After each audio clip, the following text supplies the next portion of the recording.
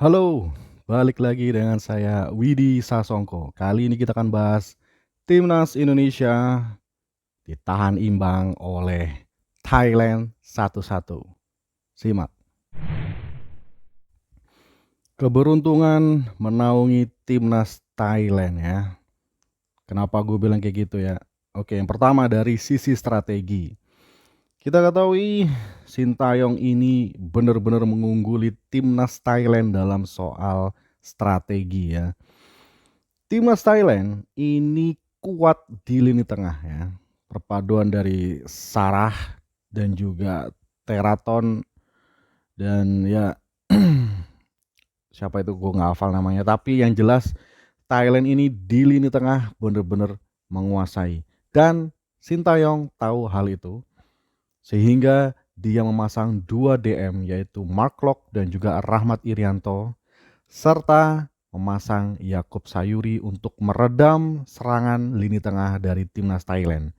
Ya, dengan kehilangan sosok playmaker Chanatip ya dari Thailand, ini benar-benar mengkebiri kreativitas dari timnas Thailand untuk membongkar pertahanan yang solid dari timnas Indonesia.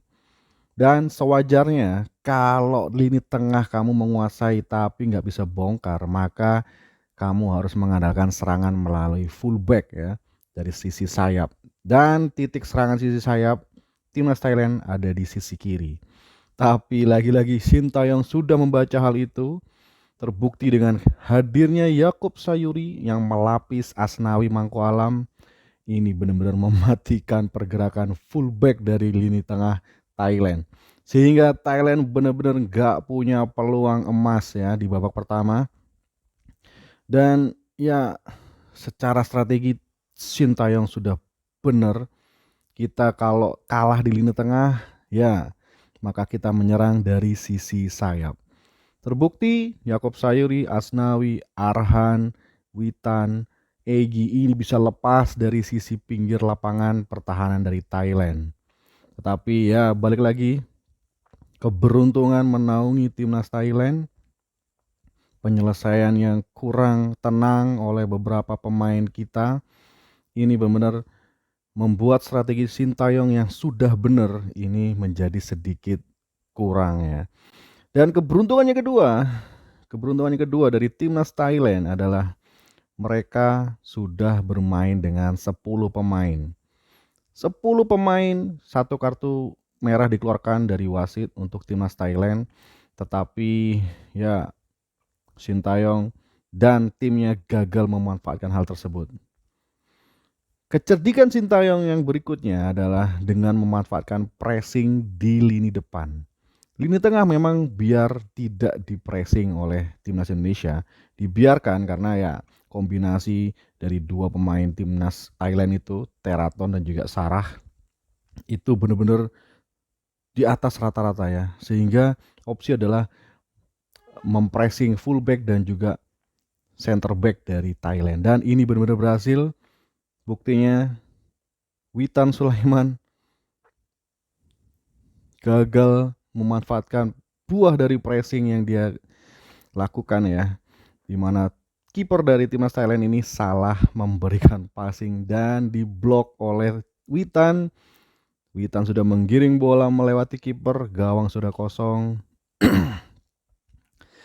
Tapi keberuntungan kembali menaungi timnas Thailand. Tendangan Witan melebar. Tapi tetap semangat buat Witan.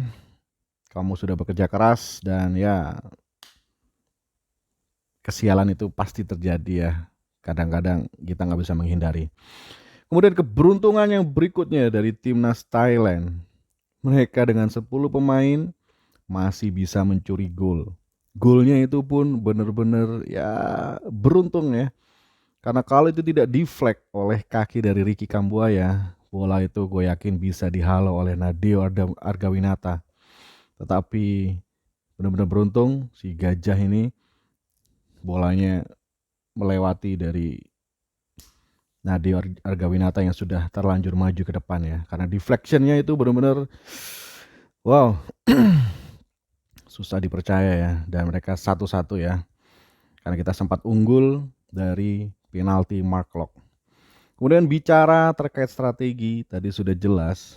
Kemudian keberuntungan yang terakhir dari timnas Thailand adalah selain mereka mencetak gol, mereka masih bisa memanfaatkan emosi dari pemain timnas Indonesia sehingga pemain-pemain timnas Indonesia tidak bisa berkembang.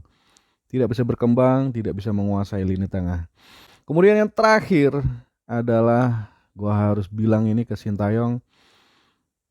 Sintayong membuat satu kesalahan dalam hal pergantian pemain. Ya, gue sedikit nggak setuju dengan digantinya Rahmat Irianto dan memasukkan Muhammad Rafli. Ya, gue nggak paham kenapa Rafli ini tetap dipanggil di timnas. Karena ya, yang pertama dia nggak bisa lari kenceng, kemudian dia kurang tenang di depan. Kalau pemain dengan posisi nomor 9 atau striker, itu kalau kamu sudah di press maka yang kamu lakukan hanya satu, yaitu memberikan passing kembali ke lini tengah ya ataupun ke sisi kiri dan kanan. Dan benar-benar Rafli menjadi titik lemah dari serangan Indonesia dan ditambah lagi dengan kurang jelinya seorang Sadil Ramdhani ya. Seharusnya Sadil itu bisa memberikan umpan kepada Yakub Sayuri yang berdiri bebas di sebelah kanan, tapi tidak dilakukan. Jadi ini harus menjadi catatan buat Sintayong apabila menghadapi tim-tim yang besar. Saran saya jangan memainkan Sadil maupun Muhammad Rafli. Ya, mereka kurang levelnya masih belum cocok di timnas ya. Mungkin levelnya masih lawan tim kayak Kamboja gitu-gitu ya, Brunei, Filipina mungkin nanti ya bolehlah mereka dimainkan. Tetapi kalau untuk tim-tim besar ya, nanti mungkin kalau kita melaju ke babak berikutnya, kalau bisa jangan dimainin. Oke, tetap semangat buat Witan dan kawan-kawan. Peluang masih terbuka lebar untuk kita bisa sukses di gelaran AFF 2022 Mitsubishi Electric Cup. Saya Widi Sasongko undur diri. Terima kasih sudah menonton. Salam sepak bola.